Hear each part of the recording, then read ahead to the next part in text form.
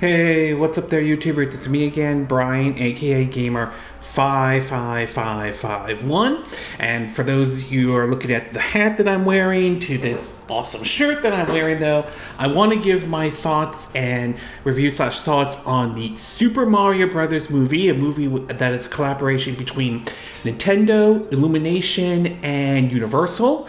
Just recently came back from seeing the movie, as I mentioned, though.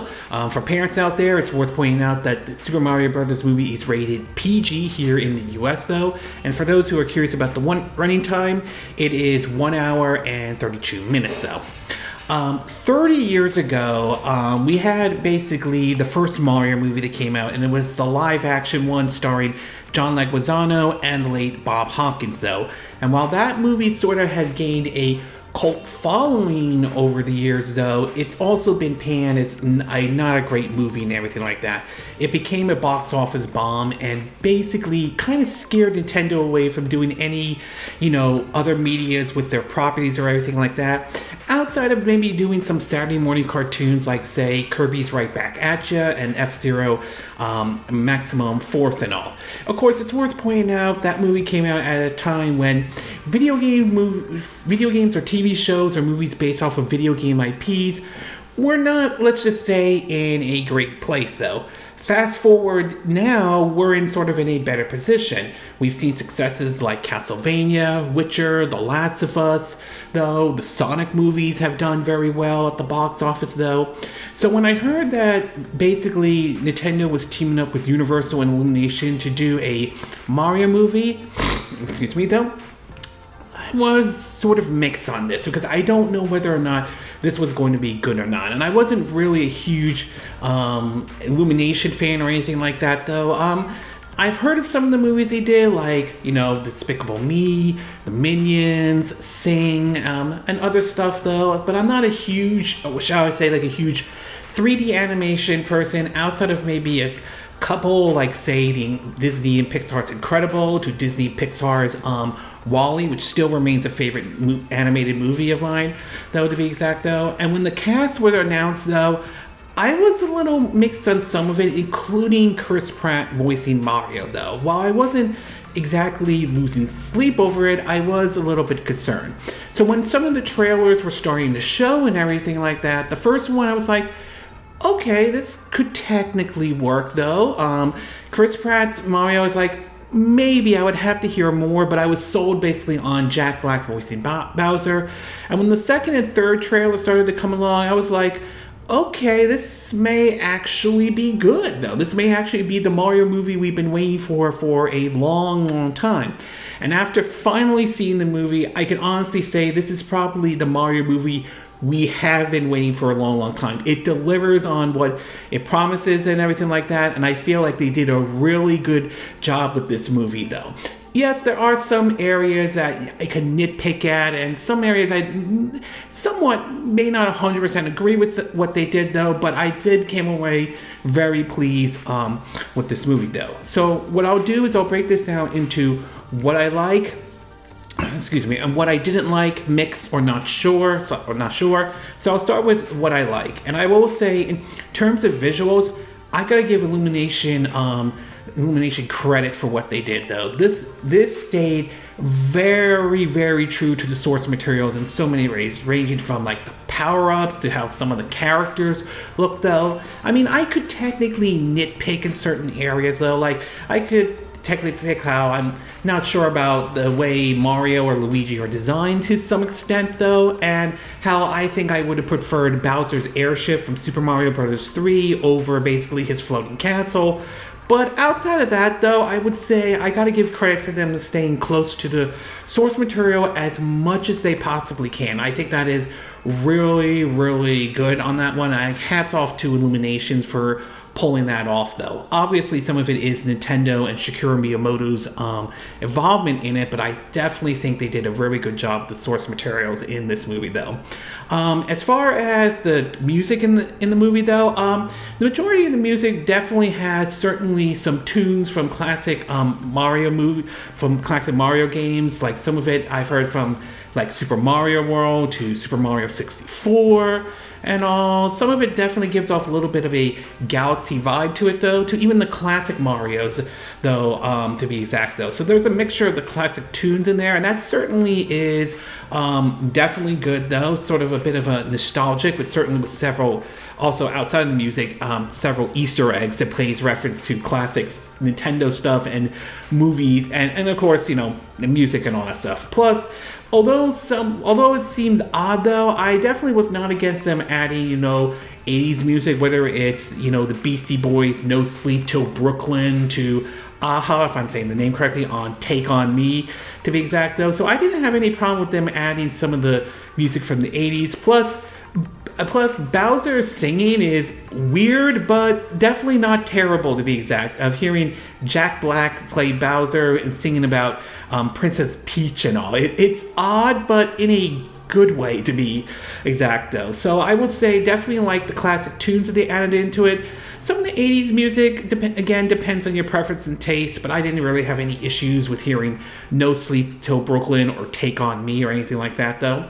The other thing I do want to point out, and I'm kind of a little bit surprised by this one, is that there's definitely more of an action sequence in this movie than I had originally thought, though. I mean, that's kind of interesting in the way that they kind of approach that with this kind of movie. Sometimes some animation movies don't have as much action, you know, sequence and all. So I was kind of surprised to see this in this movie, though. Do I think that's a bad thing? No, I definitely don't think it's necessarily a bad thing at all. So I think it's great that they added some action, a lot of action sequence into this, though, whether it's, you know, Mario, you know, driving on like Rainbow Road, like with the Mario Kart stuff, to his fight with Donkey Kong, to even the showdown with Bowser and all. So there were some very action sequences, some more action sequences than I had originally thought.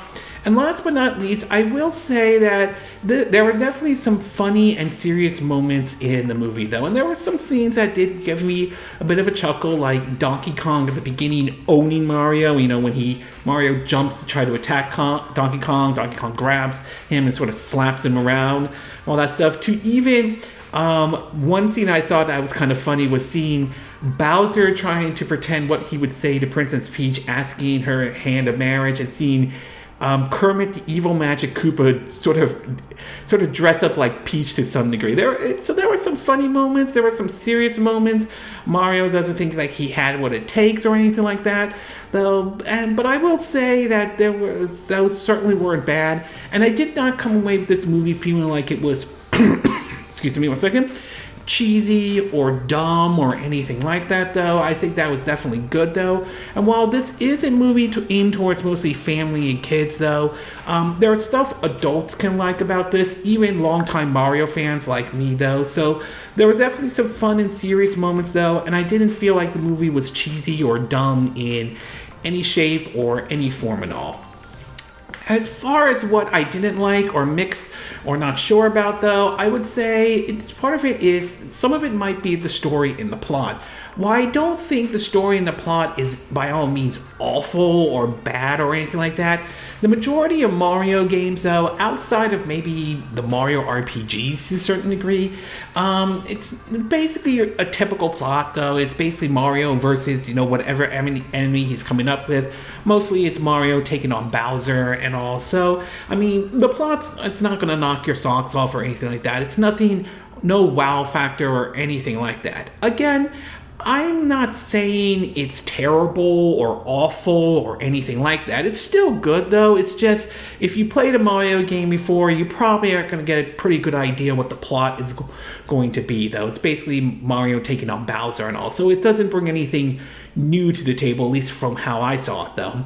As far as the voice acting goes in this one, I would say it ranges from good to being alright and all. I won't go as far as saying the voice acting is absolutely terrible in this movie, though. There were some high moments, though. Hearing Charles Martinet play some of the roles is definitely nice, though.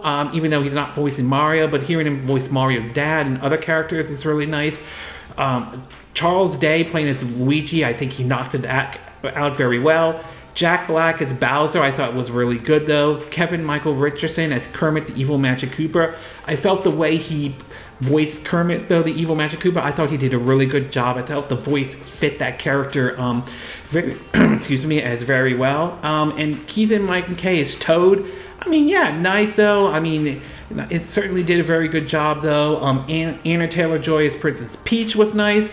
Fred Armisen, if I'm saying the name correctly, voicing Cranky Kong, was interesting in my way because, and I know I'm going to become off as stereotyping this, but he sounded more like a, and somewhat like a Jewish grandparent or something like that. At least being Jewish, though, I kind of sort of comes off like that. Not sort of interesting, though. So, but at the same time, some characters I felt were all right, but nothing special. Seth Rogen voicing as Donkey Kong was just basically Seth Rogen. Nothing terrible, but nothing really special or memorable, though. And Chris Pratt voicing Mario, again, it doesn't completely change my view on this, though. I still don't think Chris Pratt was not going to be my first pick to voice Mario, though.